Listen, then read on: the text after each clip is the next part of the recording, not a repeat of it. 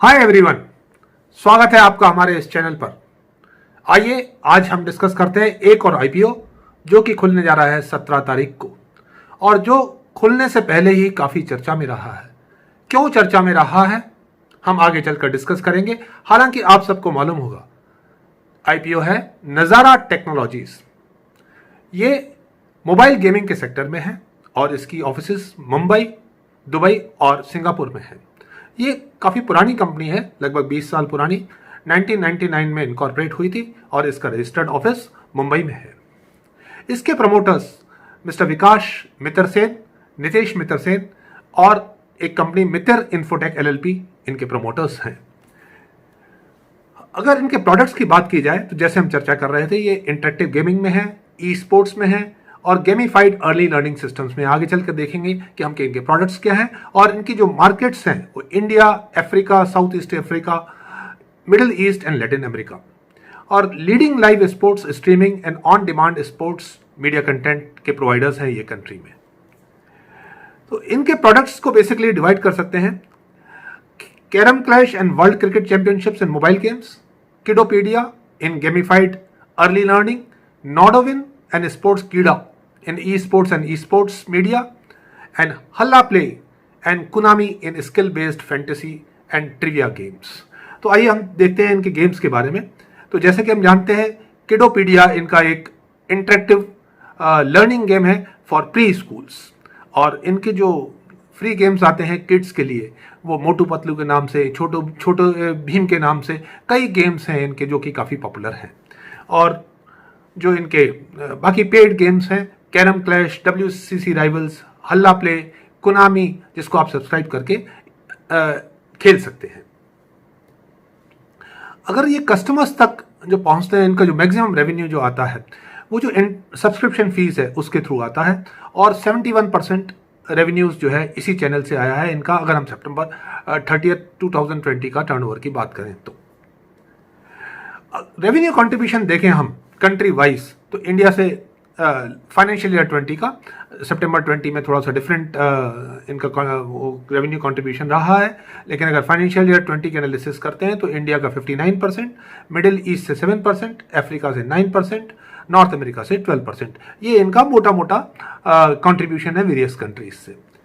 अगर परफॉर्मेंस की बात की जाए तो इनके एसेट्स 470 करोड़ से जंप करके 776 करोड़ पहुंच गए हैं 2 साल के इंटरवल में, यानी कि 17-18 से 19-20 में। यानी कि इनने काफ़ी इन्वेस्टमेंट्स किया है जो डेट के थ्रू और अदर मीडिया के थ्रू। और सितंबर 20 में अगर इनके एसेट्स देखा जाए तो लगभग 799 करोड़ के इनके एसेट्स हैं। अगर टर्नओवर और प्रॉफिट की बात की जाए तो इनका टर्नओवर 181 करोड़ से बढ़कर 262 करोड़ हुआ है। 17-18 के मुकाबले 18-19 में तो सिर्फ बहुत ही इंक्रीमेंटल ग्रोथ हुई थी, 181 से 126 करोड़ और उसके बाद 262 करोड़। लगभग 35-40% की ग्रोथ इन्होंने देखी है पिछले 18-19 को अगर हम कंपेयर करते हैं 19-20 से। और अगर प्रॉफिट की बात की जाए तो इनका मीगर प्रॉफिट्स रहे हैं 17-18 में 1 करोड़ के, 18-19 में जरूर 6-6.5 करोड़ के 6.7 करोड़ के प्रॉफिट रहे हैं, लेकिन 19-20 में इन्होंने 26.61 करोड़ का 26.61 करोड़ का लॉस रहा है। तो इनका प्रॉफिट मार्जिन जो देखा जाए 18-19 में 3.6% था, जो कि अभी तक का इन पिछले 3 सालों में देखा जाए तो मैक्सिमम है। अब अगर सितंबर की परफॉर्मेंस की बात की जाए तो 207 करोड़ का टर्नओवर और 10 करोड़ का लॉस। टर्नओवर काफ़ी इनका सब्सटेंशियली बढ़ा है, लेकिन लॉस भी साथ के साथ इनका काफ़ी सब्सटेंशियल है। तो आगे चल के देखना है कि इनकी परफॉर्मेंस आगे आने वाले सालों में कैसी रहती है। अगर पैरामीटर्स की बात करें, ये शायद पहली कंपनी है जो कि शेयर दे रही है 4 रुपए के फेस वैल्यू पे। इसका एवरेज EPS सिर्फ 1.88 rupees. Average return on net worth जैसे हमने देखा कि बहुत ही कम है, 1.30 है। इक्विटी 12.18 करोड़ है, जो पोस्ट इश्यू भी इतनी ही रहने वाली है, क्योंकि ये पूरा का पूरा इश्यू ऑफर फॉर सेल है और कोई इक्विटी एनाउंस नहीं होने वाली इसकी। अगर अब इनके एनालिसिस की जाए तो स्ट्रेंथ्स में अगर हम देखें तो एक लीडिंग ई स्पोर्ट्स कंपनीज है इंडिया की, डाइवर्सिफाइड बिजनेस है जो कि बेस्ड है ज्योग्राफिकल प्रेजेंस पे और गेमिंग प्रोडक्ट्स पे, स्ट्रॉन्ग लीडरशिप और इनके इन्वेस्टर्स भी काफ़ी अच्छे हैं, आगे चल के हम देखेंगे, और एसेट लाइट बिजनेस मॉडल पे ऑपरेट करते हैं। जो वीकनेस है इनकी, हायर कॉस्ट एसोसिएटेड हैं, क्योंकि ये बिजनेस मल्टीपल मार्केट्स में करते हैं तो इनके काफ़ी कॉस्ट इन्वॉल्व होते हैं। और ई स्पोर्ट्स मार्केट जो इंडिया में है डिपेंडेंट है वेरियस एक्सटर्नल फैक्टर्स पे एंड थर्ड पार्टीज पे, डेवलपमेंट पे डिपेंड करता है। और सिग्निफिकेंट पोर्शन जो रेवेन्यू का है वो ई स्पोर्ट्स बिजनेस से आता है, और जो सेलेक्ट फ्यू कस्टमर्स से है और जिनके इनके साथ कोई लॉन्ग टर्म कॉन्ट्रेक्चुअल एग्रीमेंट्स नहीं है, जो कि अगर रिन्यू नहीं होते हैं या कोई इश्यू आता है तो इनके रेवेन्यू पर एक प्रभाव डाल सकता है। अगर अपॉर्चुनिटीज़ डालें तो अपॉर्चुनिटीज़ काफ़ी अट्रैक्टिव हैं, क्योंकि जनरेशन जेड पॉपुलेशन दिन पर दिन बढ़ रही है। मोबाइल गेमिंग और ई स्पोर्ट्स कल्चर का चलन भी बढ़ रहा है। आज नई जनरेशन इसी में बिजी है और पर कैपिटा इनकम जैसे कि हम देखते हैं काफ़ी बढ़ रही है, तो इस वजह से मोबाइल गेमिंग और ई स्पोर्ट्स कल्चर फिर और बढ़ेगा। और इंडियन गेमिंग इंडस्ट्री जो है, ये प्रोजेक्शंस हैं कि अब 31.7% ईयर ओवर ईयर ग्रो करेगी अगले 3-4 सालों के लिए। और मोबाइल इंटरनेट यूज़र्स जो इंडिया में 2016 में अगर देखा जाए 0.3 बिलियन थे, और ये 2023 तक 1.1 बिलियन पहुंचने की उम्मीद है, जो कि लगभग 20.4% का CAGR है। तो जैसे इंटरनेट में ग्रोथ होगी तो गेमिंग इंडस्ट्री में भी करस्पॉन्डिंग ग्रोथ होगी। अब थ्रेट्स की बात की जाए तो कस्टमर प्रेफरेंसेस चेंज होंगे, इंडिया में भी अब्रॉड में भी मोबाइल गेम्स इंडस्ट्री है, तो अगर प्रेफरेंसेस चेंज होते हैं और ये कैटर नहीं कर पाते हैं तो ये इनके लिए बहुत बड़ा थ्रेट होगा। और नई नई टेक्नोलॉजीज आएंगी गेमिंग में भी, और अगर ये उनको कैटर नहीं कर पाए तो इनके लिए काफ़ी सेटबैक हो सकता है। और जो ये बिजनेस है, they are subject to variety of laws and regulations both within the country and outside the country. अगर लॉज में कोई भी एडवर्स चेंजेस आता है तो इनके बिजनेस पे इफेक्ट पड़ेगा, और कोई एडवर्स चेंजेस होते हैं एक्सटेंड पॉलिसीज़ में, जो अभी करंट पॉलिसीज़ हैं, तो वो भी इनके बिजनेस पे असर डाल सकता है। अगर इशू की बात करें तो 17 मार्च को खुलेगा, 19 को बंद होगा, 4 रुपये फेस वैल्यू है, 1100 रुपये से 1101 रुपये का बैंडविथ है, 13 शेयर्स मिनिमम लॉट है, यानी कि 14,313 रुपये देकर हम मिनिमम 13 लॉट के लिए अप्लाई कर सकते हैं, और मैक्सिमम 169 शेयर्स एक रिटेल इन्वेस्टर अप्लाई कर सकता है, 1,86,069 रुपये, 1,86,069 रुपीज़। और इसकी लिस्टिंग BSE NSE दोनों पे होगी।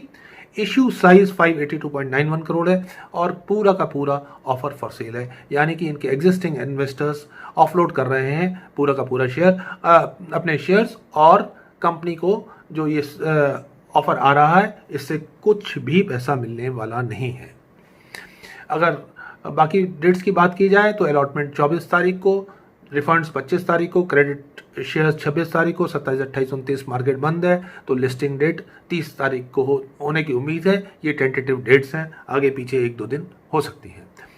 अब प्रमोटर होल्डर्स की बात की जाए तो प्री इशू होल्डिंग जो कि 24.16% है, आफ्टर द इशू ये 20.7% रह जाएगा।